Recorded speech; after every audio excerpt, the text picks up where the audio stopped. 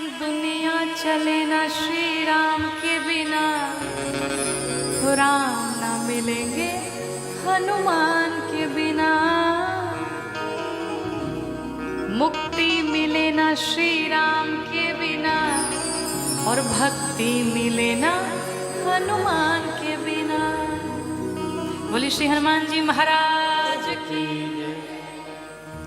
इस प्रकार से श्री हनुमान जी महाराज का भी प्राकट्य हुआ।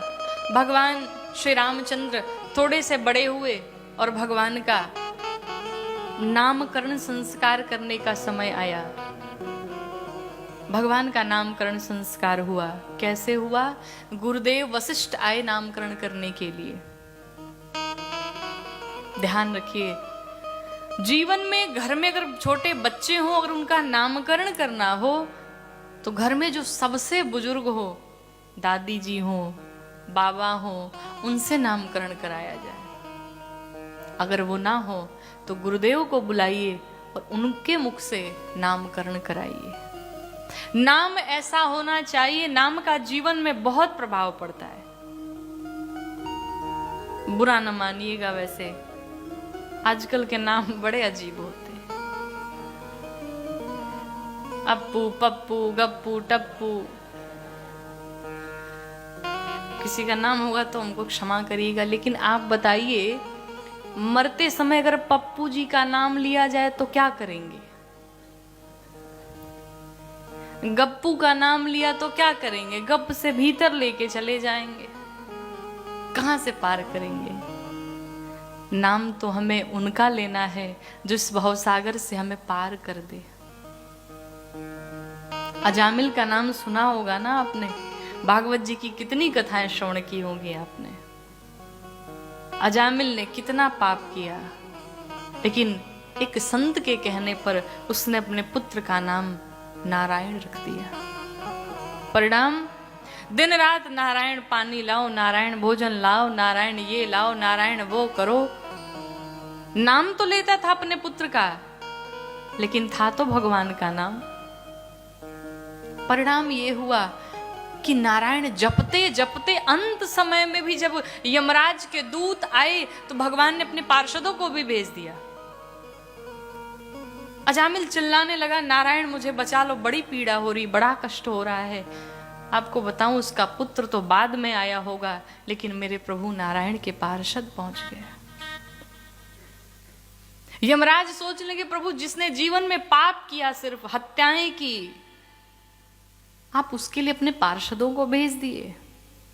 भगवान ने कहा, हो सकता है इसने अपने पुत्र को बुलाया होगा, लेकिन इस संसार में सबसे पहले अगर कोई है तो नारायण हम ही हैं, और इसने मेरा नाम लिया, इसलिए इसे पार करो, इसे मुक्त करो। यमराज के दूत दूर भाग गए। यमराज ने जब पूछा कि क्या हुआ, अजामिल को लेके आए। दूतों ने कहा, सरकार पता नहीं कोई भगवान नारायण है, उनके पार्षद चले आए और उनके पार्षदों ने हमें स्पर्श तक नहीं करने दिया। यमराज ने कहा, जिस नाम को अभी लिया दोबारा मत लेना यहाँ पे। यमलोक में कहा, क्यों स्वामी? कहा, इस यमलोक में अनेक मरे हुए पड़े हैं, अगर किसी ने भूल से भी मेरे नारायण का नाम सुन लिया तो वो सब उठ के बैठ जाएंगे। नारायण के नाम की इतनी शक्ति है। कहने का अर्थ है कि बच्चों का नाम अगर हम किसी देवी देवता का रखते हैं तो न चाहते हुए भी दिन भर भगवान का नाम हमारी जिह्वा पर आएगा, जिससे हमारा कल्याण हो जाएगा। लेकिन कहते हैं ना, लोगों की एक नहीं 1000 समस्याएं हैं। एक कथा में हमने निवेदित किया, ऐसे ही कहा, भाई भगवान का नाम ही रखना आप सब। एक मैया तुरंत खड़ी हुई बीच में, कहा, आपने कैसे कह दिया कि हम भगवान का नाम रखें? हमने कहा, क्यों, कुछ गलत कहा क्या? कहा, एक बात बताओ, अगर भगवान का नाम, देवी देवता का नाम अगर हमने रख दिया तो अपनी बिटिया को हम गाली कैसे देंगे? ये भी समस्या है। लेकिन एक चीज है, हमने कहा, मैया एक बात तो आपके ध्यान में है ना, कि अगर भगवान का नाम रख देंगे तो गाली फिर कैसे देंगे, मतलब कि तुम्हारी गाली भी बंद हो जाएगी उसी नाम के कारण, तुम संभल जाओगे, तो ये तो अच्छी आदत हो जाएगी ना, फिर हर प्रकार से कल्याण होगा। इसलिए नामकरण जब भी कराएं तो अच्छा नामकरण करें। भगवान राम का नामकरण करने के लिए गुरुदेव वशिष्ठ आए। जब आए कहते महाराज ये जो आपके ज्येष्ठ पुत्र हैं समस्त जीव को विश्राम देने वाले हैं। कहते हैं गुरुदेव वशिष्ठ कि जो आनंदा सिंधु सुख राशि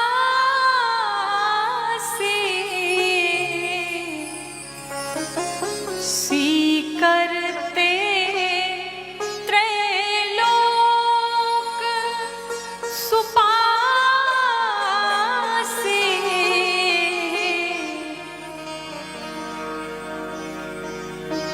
आपके जो पुत्र हैं ये समस्त जीव को विश्राम देने वाले आनंद के सागर हैं, सुख के धाम हैं।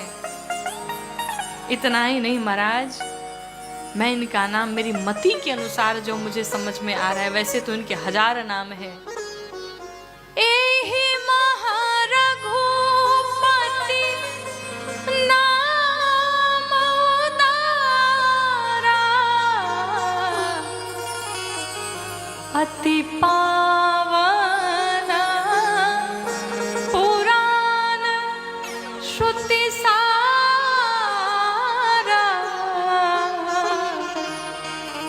कहा महाराज मेरी मति के अनुसार जो मुझे नाम समझ में आ रहा है मैं इनका नामकरण करता हूँ, इनका नाम मैं राम रखता हूँ। 4 वेद 4 उपवेद 6 शास्त्र 18 पुराण 18 उपपुराण, संसार में जितने ग्रंथ हैं उन सभी ग्रंथों की ये सार है। इनका नाम लेने मात्र से जीव को शांति मिल जाएगी, जीव को विश्राम मिल जाएगा। अतएव मैं इनका नाम राम रखता हूँ। पूरी सभा बोल पड़ी, बोलिए रामलला सरकार की। दूसरे तरफ श्री भरत जी बैठे थे। कहा महाराज विश्व भरण पोषण कर जोई। महाराज ये जो आपके दूसरे पुत्र हैं ये समस्त विश्व का भरण पोषण करेंगे। क्या करेंगे?